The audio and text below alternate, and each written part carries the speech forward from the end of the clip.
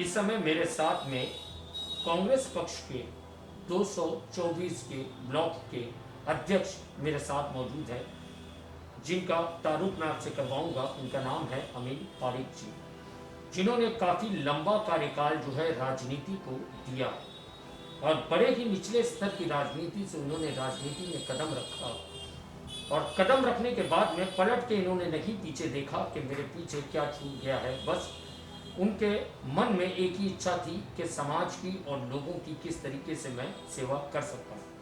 Amin Pareek ji, the daily India news में आपका स्वागत करता हूँ। अमीन पारिक जी, बताइए कि राजनीति में आपने शुरुआत किस सन में, किस समय राजनीति में आपने कदम रखा?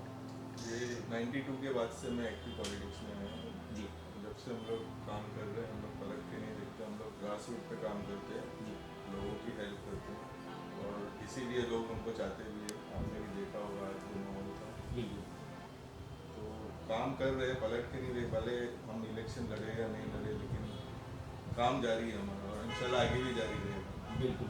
मतलब कहते हैं ना कि पुण्य कर फल की इच्छा मत कर, उस तरीके का काम ये कर रहे हैं।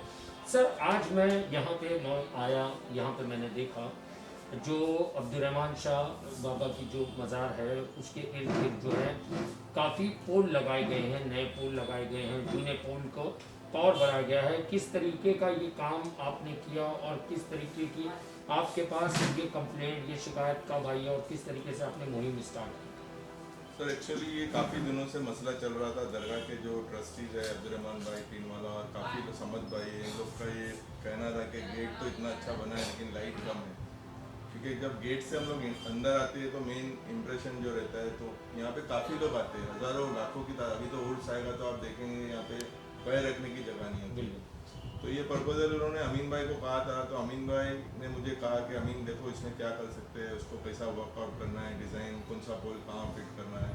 तो मैंने पूरी डिज़ाइनिंग करके उनके मेरे लेटर के साथ उनको पेश किया था। उसके बाद उन्होंने जनरल मैनेजर बीएसटी को और हमारे बी वार्ड को लिखा। फिर आपको तो पता है कि बी वार्ड और का प्रशासन का काम किस तरह होता है, बिल्कुल बिल्कुल तो उनके पीछे लग के डेली फॉलोअप करके अल्हम्दुलिल्लाह पास तो फ़ौरन हो गया था, 2 महीने में ही हो गया था। लेकिन लॉकडाउन था और प्लस बारिश था, तो बारिश में हम लोग रास्ता खोद नहीं सकते। बिल्कुल तो जैसे 1 अक्टूबर को वो पीरियड ख़त्म हुआ तो हम लोग ने उसके पीछे लग के काम शुरू किया। जो काम 3 महीने का था, हम लोग ने उसको बीएसपी की ताउन से हम लोग ने उसको 15 दिन में पूरा किया, क्योंकि ईद मिलादुन्नबी के दिन हम लोग को रात में ये ओपनिंग करना था।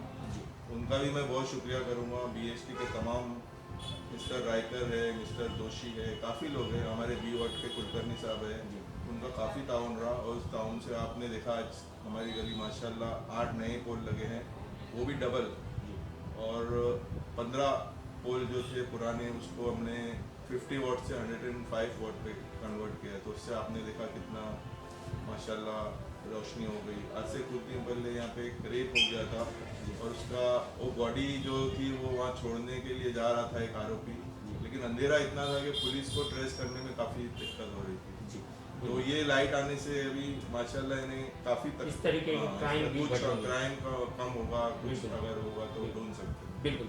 अमीन पारिक जी, एक सवाल मैं आपसे करना चाहूँगा, करना नहीं चाहिए मगर मैं पत्रकार हूँ, मेरा काम है सवाल करना। तो मैं आपसे आप ही की पार्टी के विरुद्ध जाके सवाल कर रहा हूँ। यहाँ की जो स्थानीय नगर सेविका है वो आपकी ही पार्टी से है। तो क्या नगर सेविका के पास लोग नहीं गए? क्या नगर सेविका इतनी प्रबल नहीं थी कि वो ये काम करवा पाती? क्यों नहीं नगर सेविका ने ये काम करवाया जब सामान्य लोगों को इतनी कठिनाइयों का सामना करना पड़ रहा था? एक्चुअली देखो ये काम हमारी पार्टी के लिए है वो लोग, लेकिन अब्दुर्रहमान शाह बाबा को जिससे काम लेना होता है उसी से काम होता है। वो भी हमारे पार्टी के, वो लोग भी अच्छा काम करते हैं। लेकिन ये काम अमीन पटेल के ज़रिए और मेरे ताउन से हुआ है, जो उसका अब्दुर्रहमान बाबा जिसको चाहते हैं उसी से काम लेते हैं। मैं अपनी पार्टी के खिलाफ कुछ नहीं बोलूँगा, सब अपना काम करे अपने तरीके, सबके काम करने का स्टाइल अलग होता है। बिल्कुल बाबा हमारे से ये बड़ा जो गेट बना है उसमें भी अमीन भाई का काफ़ी रोल था जी। और उनसे ये काम लिए। तो अब्दुर्रहमान शाह बाबा की वजह से ये हुआ है, हमारी कोई ताकत नहीं है। बिल्कुल बिल्कुल। सर, मैं एक अमीन तारिक जी, एक आखिरी सवाल आपसे करना चाहूँगा। नगर पालिका का चुनाव आ रहा है, महानगर पालिका का, मुंबई महानगर पालिका का। काफ़ी पार्टियों में जो है अब से चुनाव की तैयारियां शुरू हो चुकी हैं। आपने भी काफ़ी लंबा कार्यकाल जो है राजनीति को दिया है, कांग्रेस पक्ष को दिया है, काफ़ी सारे बड़े नेताओं के साथ में आप नज़र आए, काफ़ी कुछ जनता के बीच में आपने काम किया। तो सर एक जनता के बीच में काम करने वाला, एक जनता का वर्कर होने के नाते आपके मन में क्या कभी इच्छा नहीं आई कि मुझको भी चुनाव लड़ना चाहिए, बड़े स्तर का ही नहीं नगर सेवक स्तर का चुनाव लड़ना चाहिए, जैसे कि आपके हाथ में शक्ति ना होने के बावजूद भी आप जब इतना कर सकते हो, तो चुनाव लड़ने के बाद में अगर आपको एक कार्यभार मिल जाएगा, एक पोस्ट मिल जाएगी, तो उसके बाद आप बहुत कुछ कर सकते हो। तो क्या आपके मन में इस तरीके का विचार नहीं है कि आप भी चुनाव लड़ें इस बार चुनाव में? देखिए, हर चीज़ का एक वक्त मुकर्रर होता है। बहुत सारी रीजंस है उसके। पिछली बार अगर ओबीसी हो गया था, इससे पहले कुछ रिजर्वेशन था, तो हमको टिकट नहीं मिल सकी। और मेरा ज़्यादा जोर इस तरफ ही है जहाँ मैं रहता हूँ, मेरा घर है ये, हर लोग मुझे जानते हैं, हर बिल्डिंग के लोग मुझे जानते हैं, तो मैं यहीं से ज़्यादा फोकस करता हूँ। तो मैं कहीं और से लड़ने में इंटरेस्टेड नहीं हूँ। अगर पार्टी मुझे इस लायक समझेगी कि मैं इलेक्शन लड़ूँ तो लड़ूंगा, और अगर नहीं चाहेगी तो भी मैं कांग्रेस का ही काम करूँगा। बिल्कुल। अगर मान लीजिए, अगर इच्छा, मैं आपसे जानना चाहूँगा, अगर पार्टी टिकट देने की बात करती है तो कौन सा ऐसी जगह होगी, कौन सा ऐसा नगर सेवक का स्थान होगा जहाँ से आप चुनाव लड़ना यही चाहिए? एक 224 224 जी, बिल्कुल, धन्यवाद। ये थे अमीन पारिक जी, जिनसे मैंने सवाल किए यहाँ की जनता की तकलीफ़ों के बारे में। जिस तरीके से उन्होंने बताया, कुछ समय पहले एक बच्ची की जो है मौत हो गई थी और बड़ी ही निर्मम हत्या उसकी कर दी गई थी। पुलिस तफ्तीश करती रही मगर सुराग बहुत देर से मिला। उसकी वजह थी कि अंधेरा होना, और अंधेरे का फ़ायदा जो है गुनहगार ने उठाया।